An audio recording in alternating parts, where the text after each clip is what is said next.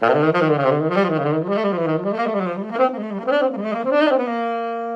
guys, it's Jayden Clark here from Jazz Lesson Videos, and today we're going to be diving into the world of warm-ups. As a jazz musician, we should have a variety of different workouts that are a part of our warm-up routine. Now, these exercises should be hard enough that it gets our mind turned on, but straightforward enough that we can take them burning through a few keys to get our muscles warmed up. Now, of course, that description fits a lot of exercises. So how do we go about choosing those that are the most effective? Well, I'm going to show you 5 different exercises that are the most effective for a perfect warm-up. The exercises that I'll cover will include diatonic, chromatic, horizontal and vertical language, so we cover different combinations of intervals. These exercises can all be found in the 10 warm-up exercises for jazz musicians PDF package, where you can find even more effective warm-up exercises covering a variety of different intervals and rhythms. To download this resource, feel free to click the link below. Now, before I go ahead and jump into the very first exercise, what does it mean to play horizontally versus vertically? Well, the answer to that is actually very simple. When I say something is played horizontally, or something sounds more horizontal, I'm talking scalular, so moving up and down in mostly a stepwise motion using chord scales or any old scale degrees. When I talk about vertical playing, I'm talking about using arpeggio notes or slightly larger intervals. So, to quick recap, horizontal generally means stepwise or scalular, and vertical generally means chord tones, arpeggio notes, and slightly larger intervals. So, the first exercise we're then going to go ahead and check out is going to be a vertical one, because we're going to be looking at diatonic arpeggios. So learning your diatonic arpeggios on a major scale is going to be super handy, because we can then incorporate that vertical language into our improvisation rather than just knowing the horizontal up and down the scale. So here's what the diatonic arpeggios exercise sounds like.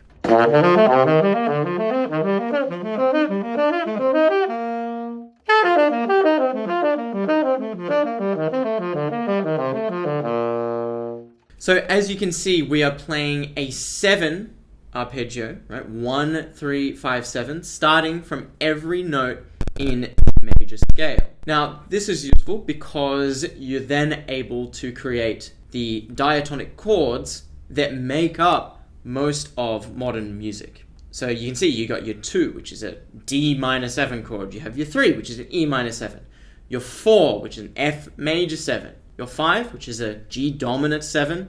And then you also have your 6, which is your minor 7. Your 7, which is a half diminished 7. And then, of course, you're back then to the root. When you're descending, of course, you're using the exact same chords or the exact same arpeggios. You're just starting them from the 7th each time. And this then nicely voice leads down to the root once we get through all of those arpeggios.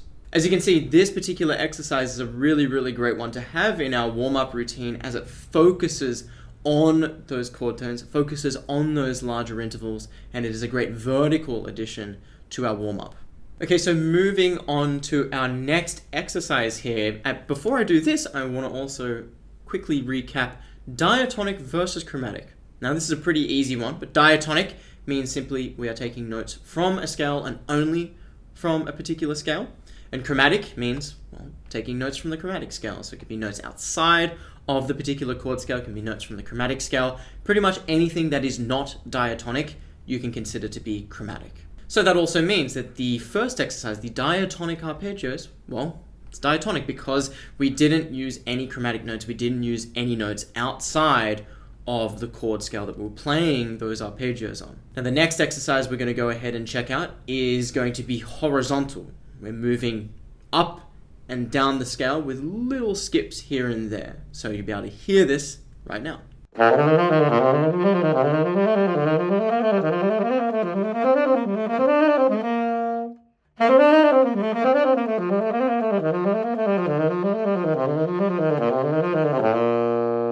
So as you can see, we are simply moving 1, 2, 3, 4, 5 up the scale before moving down a couple of scale degrees, and then we have that skip there down to the root. This is in the first measure.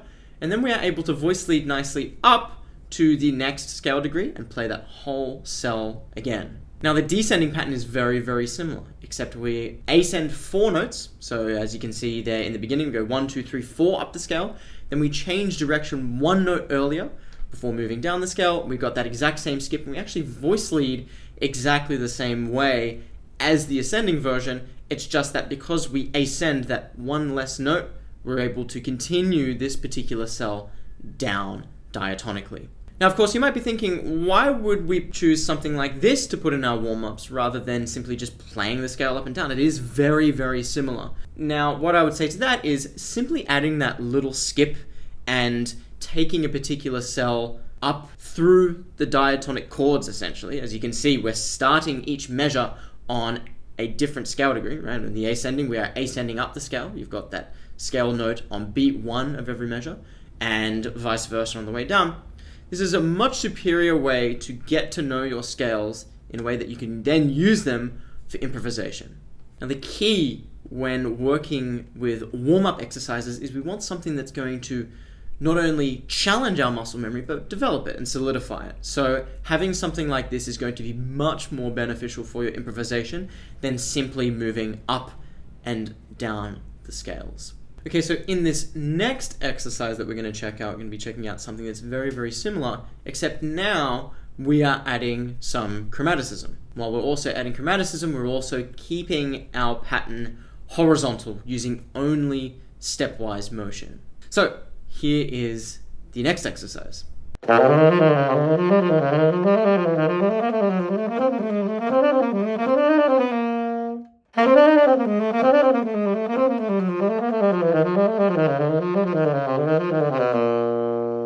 Okay, so in this particular exercise, very, very similar to our diatonic exercise that we just checked out, we are ascending 1, 2, 3, 4, 5 up the scale before descending a few scale degrees, and then instead of adding that diatonic skip, we are actually adding a chromatic approach note that voice leads smoothly down to the next scale degree.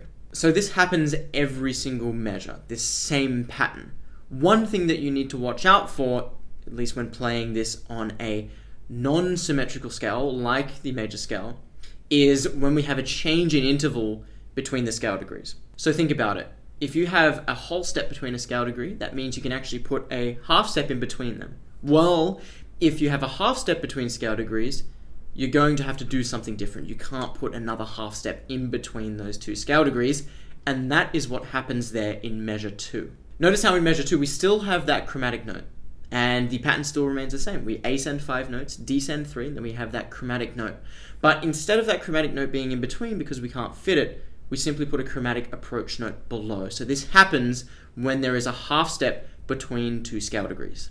You can also see that this happens in measure 6 between the root note and the 7th. Descending now, we go 1, 2, 3, 4 up the scale, just like our diatonic pattern, and then we descend 3, and then we put the chromatic note in that exact same spot. And of course, we're also having to look out for those half step intervals. The exact same thing happens. We're putting that chromatic note below. Now, this is a really, really great warm-up exercise to have in our warm-up routine because it allows us to practice good voice leading, and it allows us to be smooth up and down the chord scales. Also remember that you can find chromatic exercises like these and more in the 10 warm-ups for jazz musicians PDF package, and having a resource like this will mean that you always have a bunch of solid exercises at your disposal for general technique. This resource also features both pentatonic and chromatic cell exercises, both of which we're going to jump into now. Okay, so this next exercise is going to utilize the pentatonic scale, and if you're familiar with the pentatonic scale, you know that we have some slightly larger intervals in the scale. So you could consider this to be a nice mixture of both horizontal and vertical playing, and the pentatonic scale really allows us to open up our intervals in a systematic way, right? Utilizing the 5 notes in that pentatonic scale. Now, this particular exercise, however, is going to utilize the stepwise motion of the pentatonic scale. So we're not going to be jumping up and down and around the intervals. We're simply going to be playing up and down the pentatonic scale, much like our diatonic exercise that we checked out earlier. So let's go ahead and take a listen, and I'll tell you what I mean by how this is similar to our diatonic exercise.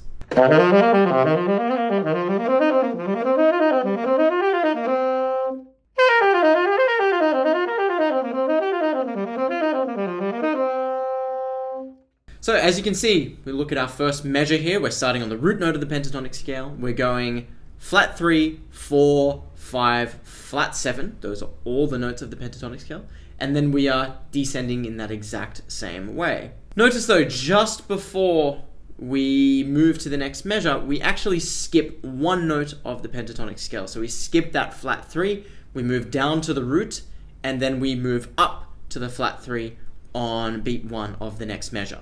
We then go ahead and play the same cell again, except starting from the third. So very similar to what we did with our diatonic exercise. We were playing that same cell off of every single scale degree, where we're doing the exact same thing here, except with the pentatonic scale now. Now, of course, this is a really, really great exercise that can allow you to build fluency with the pentatonic scale, and again, is much superior than simply playing your pentatonic scale up and down a couple of octaves. Now notice in the descending version, we are doing the exact same thing. We are going 1, flat 7, 5, 4, flat 3, and then we are ascending the same way, but we also have that exact same skip just before we move into the next measure. So you can see in the first measure of the descending version, we are skipping from the 5 to the 1, and then we are landing on that flat 7 on beat 1 of the next measure, and then we continue that cell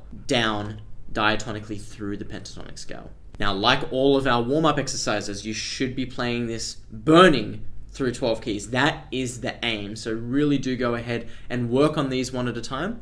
Also, a little trick when it comes to technique that I like to apply is to actually take each exercise through all 12 keys at a very, very slow tempo, get it memorized at a very, very slow tempo, and then once you have it memorized at a very slow tempo, then go ahead and pick up the tempo. This allows for evenness through the keys, because you think about it, you're going to be able to get an exercise up to speed much quicker in the key of C than you are in the key of F sharp. That just is going to be the case for pretty much every single instrument. So in order to counteract that, we just want to get everything memorized at a slow tempo, and then we can evenly push the tempo of all 12 keys at the same time. Okay, so jumping into this final exercise here now, we are using a pattern that is fully chromatic. So we're going to be looking at chromatic cells. So let's jump straight into it. Let's take a listen.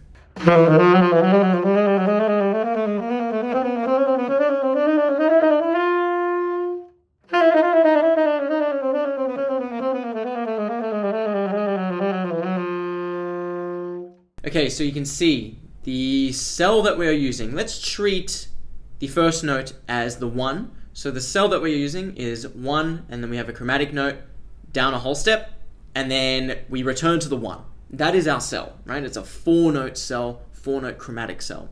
Then the pattern from there on is pretty simple, really. You're just taking that chromatic cell up chromatically. Now, this is what I like to think of as a finger twister, like a tongue twister, but for your instrument. So do go ahead and take this slow, because with there not being any keys to transpose this in, we might want to try and race ahead. Well, I actually suggest doing the opposite, because this kind of chromaticism is probably going to catch your muscle memory out if you're not already familiar with it.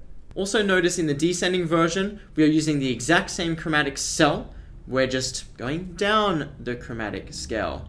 This is going to feel quite different though, the way that you're voice leading down chromatically as opposed to up chromatically. So like I just mentioned, this is a really great one to have in our warm-up routine. One, because we don't actually have to transpose it through any keys, right? What we have on the page there is what we want to play in our warm-up routine. So then it also should be a little easier to subsequently push the tempo. It's also good to just have fully chromatic exercises in your warm-up routine, or a fully chromatic exercise in your warm-up routine, just because the muscle memory is going to feel slightly different, and it's also going to be a good physical workout for you as well. Now, the physical workout, of course, this applies to all of the exercises we've checked out today. That's the whole point of a warm-up. We want to be both mentally and physically warmed up for whatever we're going to play next. That could be a performance. It also could simply just be a practice session. By making sure we include exercises that cover diatonic, chromatic, horizontal, and vertical playing, we can be sure that our mind and our muscles are prepared for whatever kind of playing we have next, whether that be a practice session or a concert. I know that my playing feels so much better once I've warmed up, and it's that kind of confidence that can make a whole lot of difference regardless of whether we are practicing or performing. To dive even deeper into these kinds of exercises, be sure to click the link below to download the 10 warm-up exercises for jazz musicians PDF package. Be sure to click the like, the subscribe, and the bell button so you always know when we're releasing new content. As always, feel free to let us know what you would like us to get into next. Thanks for watching, and I'll see you next time.